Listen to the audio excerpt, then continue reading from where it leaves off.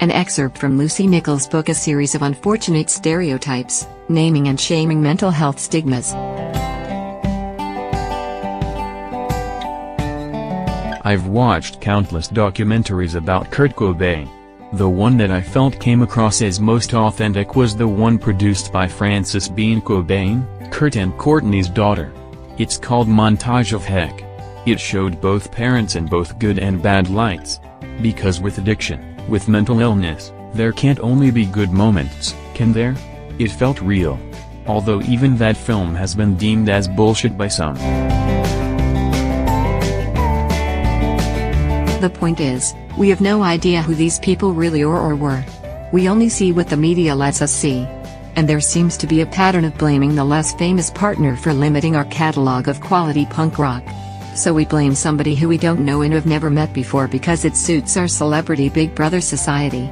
We watch their lives through the media and translate them as we see fit for our own entertainment. Somebody else's tragic life becomes a tidbit to feed our fun and fascination. Drugs. Conspiracy theories. Murder cases. These were the headlines associated with the stars. The words mental illness, schizophrenia, depression, they were used less often. These words sat behind the headlines. They didn't give us enough glamour or controversy. So we never associated our heroes with mental illness. We never gave their bent towards drug taking a second thought. They were rock and roll. I had never even heard of the idea of self-medication through booze and drugs back then. I had no idea they might be desperately searching for some happiness or trying to numb a pain.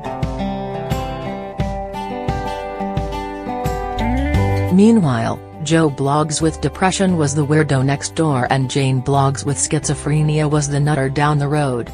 And they killed bunnies. Headlines say one thing, but real stories say something else. More recently, Amy Winehouse's ill health was played out to the public. And we lapped it up. I still feel guilty for roaring with laughter at the episode of comedy panel show Never Mind the Buzzcocks when she appeared blatantly drunk. It was entertaining.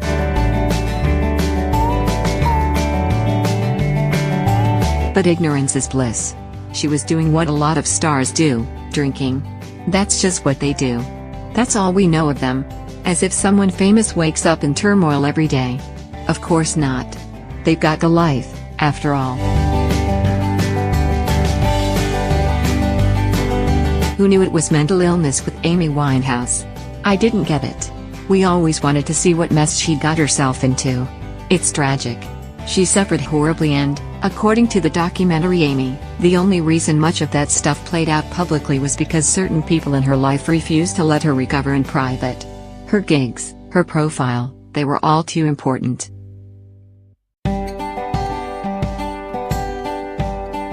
There is certainly a lack of headlines that tackle the root cause of the problem in terms of celebrity mental ill health. Those headlines are more often reserved for unknowns who murder innocent people, or others who we only know as dangerous mentalists. And all the people we place on pedestals? Well, in the past, we would rather have created a conspiracy theory, drama, or punk rock lifestyle around them. We didn't want to know that mental illness had anything to do with it. Our idols were not mentally ill. They were living a rock and roll lifestyle. Because that's what sells newspapers, right? Wrong. It's not rock and roll. And I don't like it. Lucy's book A Series of Unfortunate Stereotypes, Naming and Shaming Mental Health Stigmas is available to order from Amazon and Waterstones now.